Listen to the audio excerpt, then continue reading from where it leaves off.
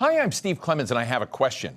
With no clear end in sight to the war in Iran, a worsening situation for the Palestinians, and a bleeding ulcer in Lebanon, where is the U.S.-Israeli strategy to reshape the Middle East really heading? Let's get to the bottom line.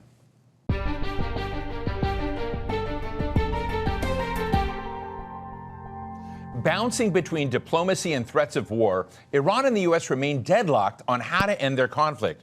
Iran offered to reopen the Strait of Hormuz if the U.S. lifted its naval blockade and delayed talks on Iran's nuclear program, but the U.S. turned the offer down. So the global economy still hangs in the balance. In Lebanon, despite a ceasefire, at least on paper, Israel continues its attempt to achieve total victory over Hezbollah and other resistance groups, as it has for the past 4 decades. When the U.S. and Israel decided to attack Iran 2 months ago, it was an attempt to reshape the Middle East definitively, once and for all.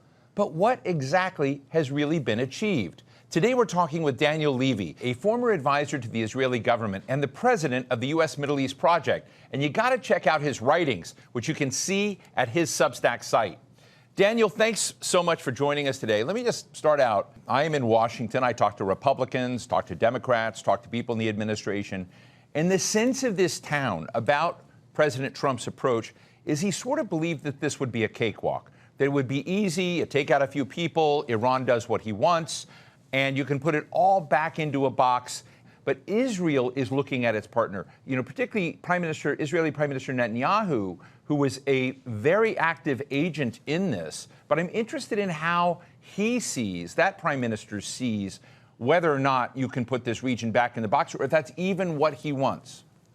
There are still those, I think, including those on the Israeli side and inside the administration, who are telling the president just one more escalation, one more major military operation, and Iran will capitulate. You can walk away the winner. That's not going to be what happens if indeed the US does choose to escalate. What Israel has witnessed is a few things. Primarily, that they have to double down in trying to keep America in this war, because what Netanyahu wants is maximum degradation to induce state collapse, chaos, another dismantled, failed state in the region, and they haven't gotten to that. And the Israeli predictions that they shared very openly with the Americans, apparently, of that this would be easy, haven't been borne out. And so, of course, Trump won't acknowledge that he was duped. He won't acknowledge failure, and the Israelis hope that that will be a key ingredient in pulling the U.S. Back into this war. This is not playing that well in Israel, because what we have seen is that Israel tried to collapse any regional belief in resistance. And it's gone the other way. And by the way, that's true with Iran and to a significant degree in Lebanon as well. Now you have an effort, which is really interesting to watch, of efforts by Jared Kushner and Witkoff in negotiations off and on with Iran in Pakistan, where Israel's not at the table. And you can feel palpably the discomfort in Prime Minister Netanyahu's comments about it, the terseness of it, that he dislikes being shoved to the edge of the table when it comes to this, as he sees Trump trying to bring this to a close. What are the tools he has to keep this regional effort to redesign the region around Israel's preferences? What are the other tools he can bring to bear? So Netanyahu has a number of tools that he can bring to bear, and the very people who are at the table, I think, could be described as tools in that respect, and perhaps in more than one respect. Or you mentioned Jared Kushner, for instance. But it's not just that if Israel isn't at the table, is Israel represented? Because I think it is. The American officials, the American system, is so marinated in Israeli narratives and talking points that even when they try to articulate a US position, it's often indistinguishable from what an Israeli position is. Obviously, Netanyahu has multiple points of entry and of access to senior officials, to the president, etc. Netanyahu also has a role in terms of what happens on the ground. What kinds of provocations might the Israelis put into play? Lebanon, there is what is, we are told, is a ceasefire, but Israel remains inside Lebanese territory, is destroying Lebanese villages every day. 32 Lebanese, including rescue workers, killed by Israeli military action. So Israel and Netanyahu can try and heat things up in the region as well. That is where Netanyahu hopes that in trying to define the terms of any agreement in a place that intentionally cannot be reached, he undermines the prospects of a deal. But as you say, Steve, you could also find yourself in a place, I don't think we're necessarily there yet. I don't think that logic currently prevails, but you could find yourself in a place where the US says, we're going to take a realistic position on a deal. It may not be a deal Israel likes, but we're going to go for a deal. And if it does so, again, I'm skeptical, but if it does so, then America can lay down the terms with Israel. What we know is that whether at the end of that 12-day operation in June, whether when the US tells Israel Lebanon is included, that America has the leverage. It's always had the leverage. It chooses not to use it. Of course, even when Israel is told desist, they will try and look at what's the wiggle room, what's the maneuverability to continue. In Gaza, for instance, we still see that after the so-called ceasefire was declared, over 800 Palestinians are killed. There are Palestinian fatalities from Israeli attacks every day.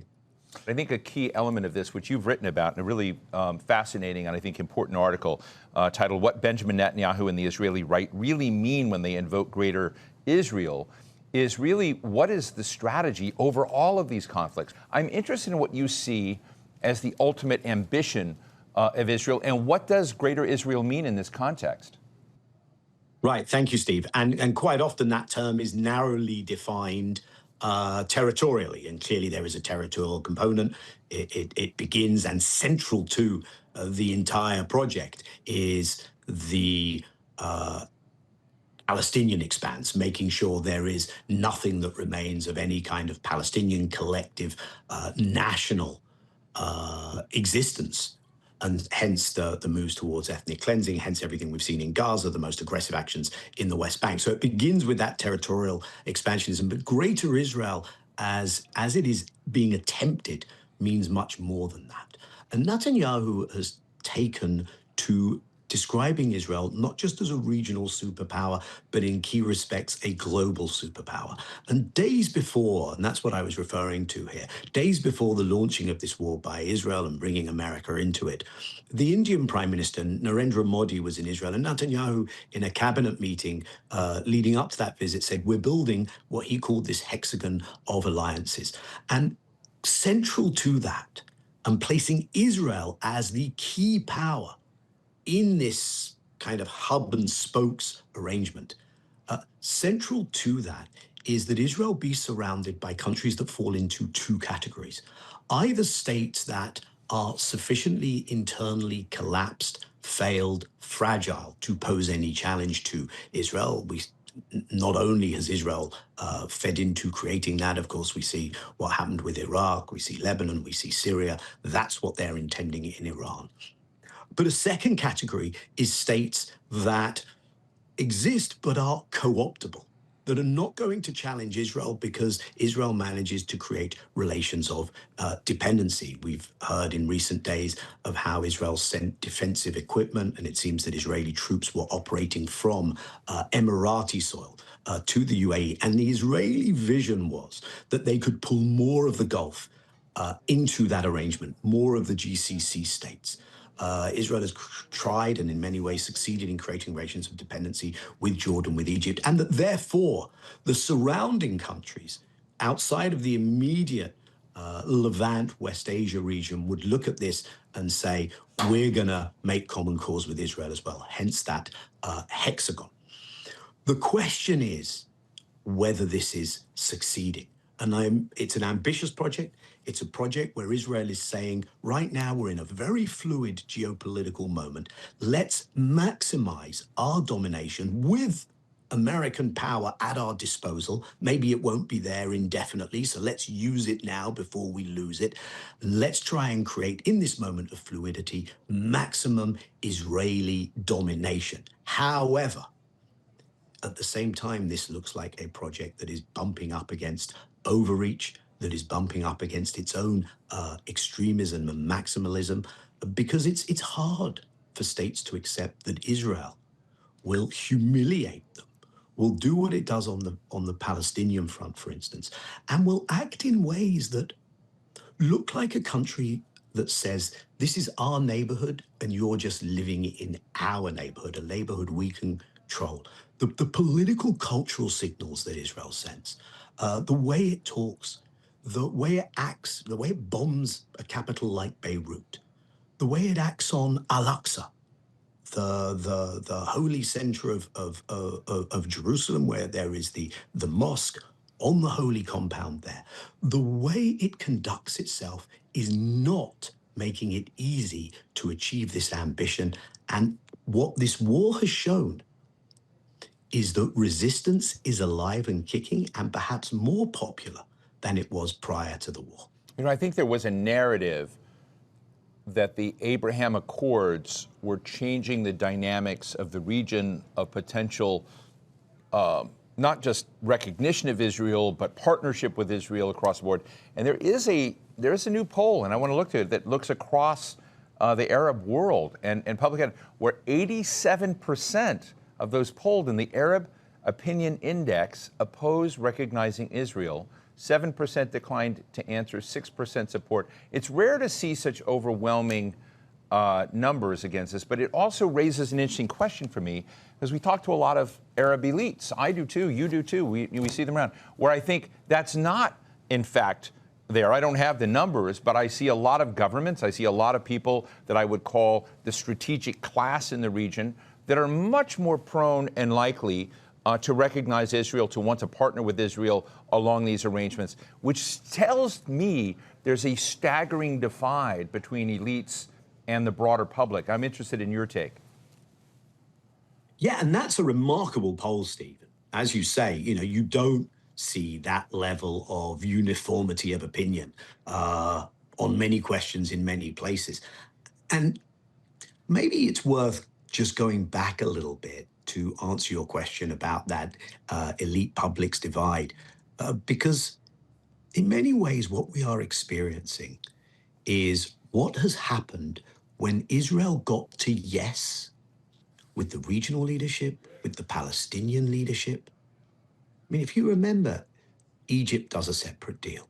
The Palestinians already in the late 1980s accept a Palestinian mini-state on half the land that was offered in the UN partition plan. They recognize Israel at Oslo.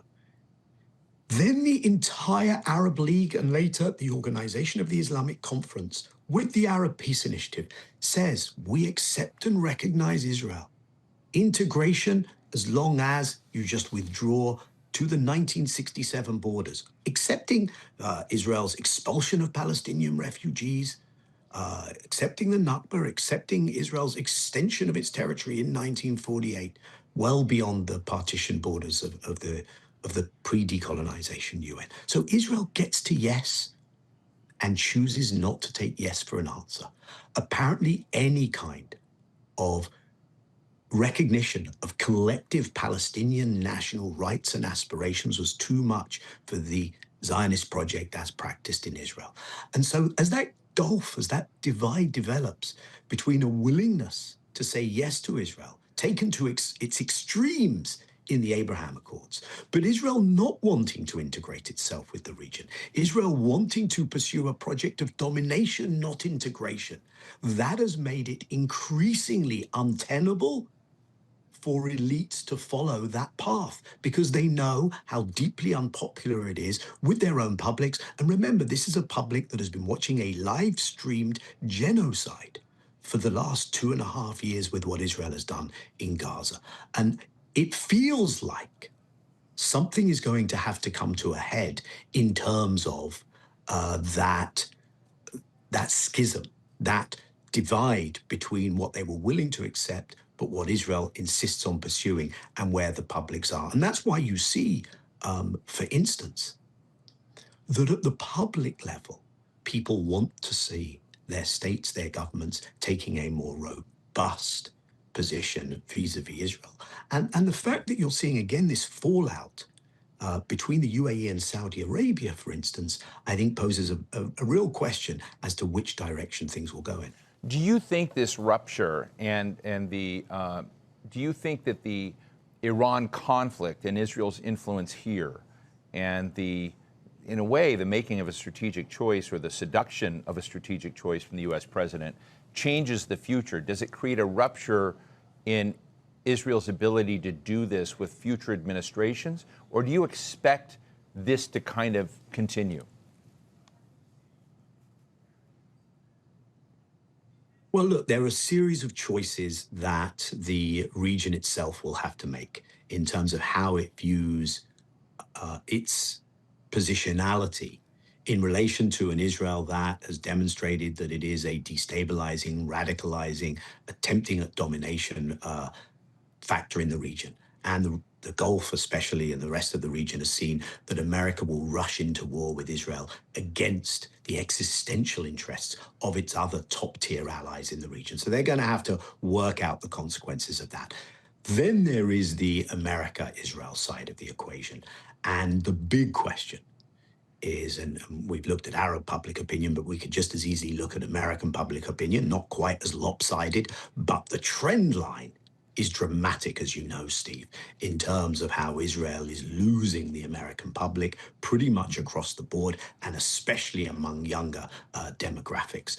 So the question there becomes whether that translates into an actual shift in policy. Israel has very tried and tested tools for trying to keep American governmental policy on side with what Israel wants, and Israel has been given a very permissive environment for decades in which to operate in the region by the US. Does Israel think that even if public opinion is going on that journey, it can still use those tools? And we see friends of Israel in the Ellison family buying up American new media and legacy media. We, of course, see the role of campaign finance expenditures, but we see some real changes. And Israel might be looking at this and saying, we don't have much longer where we can get America to do our bidding in this kind of wholly exaggerated way. Let's try and lock in our domination while we still have that capacity with America, because you have three trends that are simultaneous here. Israel is becoming more dependent on the US. Israel is becoming less popular with voting Americans, and America itself is in decline in terms of its global position. All of those are highly impactful for Israel's future. You know, another part of the dynamic right now is that both Israeli Prime Minister Netanyahu's coalition and President Trump's Republicans are both facing elections within the next 6 months. How do you think this affects the dynamic, and particularly the performative dynamic of coming to a different equilibrium now in the region? Do you see them hardening, becoming more unrealistic, more combative as they go in? Does that help them? Or does a peace track or a different equilibrium of, ceasefire, if you will, enable both to do better at the polls? So there may well be divergence again here, Steve. The sense is that the closer one gets to midterms and the closer the election dynamic comes to the fore, the more likely we are to see President Trump move away from this war. Whether that's in negotiation, unlikely perhaps, or whether that's in declaring victory and walking away, perhaps thinking he escalates once more before declaring victory. But those scenarios, I think, become more likely. On the Israeli side, I think we're in a very different place. Israeli elections are due to take place in just under 6 months on October 27th. Netanyahu, in his current predisposition and his permanent war leader status and with his current coalition, shows no interest in dialing down on any of the war fronts. Not on the Lebanon front with Hezbollah, not in Gaza, where we may see another escalation, not in the West Bank, where there's an ongoing campaign of destruction and displacement, and not in Iran, if he has anything to do with making that decision. Unfortunately, what we also have to be aware of is that the alternatives waiting in the wings in the election were Netanyahu to fail to put together the next Israeli governing coalition, are not offering anything by way of an alternative and a different policy in its fundamentals towards the Palestinians, towards the region. And that's quite astonishing that after all this time, you don't have any kind of viable alternative. But perhaps that's because we're seeing the end game of this Zionist project playing out in some ways. Daniel, I want to show you a tweet from the Turkish president. He says, "To those who see themselves as giants in the mirror, I just want to say this. Guys, you only take up as much space as your actual size." Is there something brewing between Netanyahu and Erdogan that we ought to be worried about? Yes, but this is going to play out over time. So if I cast back to that depiction I gave you of the region, Steve, in terms of the two categories of state that Israel wants, it's hard to do either to Turkey, a NATO member, the strongest military outside of Israel in that region, a significant power, and one that is going to be difficult to break apart and one that is going to be difficult to fragment. And Israel has started talking about Turkey in the same way that it used to talk, and it still does, but for decades talked about Iran as it built up the American support and the internal consensus and tried to challenge Iran to get to the moment we are in now.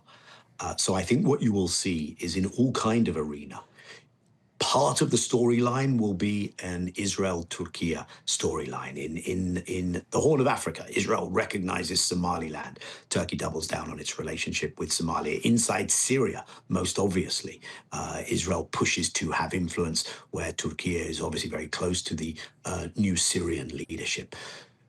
This is undoubtedly part of the story of the Iran war, is to see whether Israel can remove Turkey's strategic depth and isolate Turkey in the region. If it can collapse Iran, have Iranian chaos spill over into surrounding states, of which Turkey is one. We saw Israel trying to bring armed Kurdish groups into the Iran war equation, trying to pull the Gulf in its direction, and therefore leaving Turkey without allies. Turkey has, in the meantime, done its own work. It is now part of a grouping with Pakistan, Egypt, and Saudi that have met on a number of occasions. It's unclear where that grouping will go, but if it does take on a greater dimension, if they look at security cooperation, if they look at interoperability, then that will be the response to Israel's effort at domination. So there is an awful lot to play for.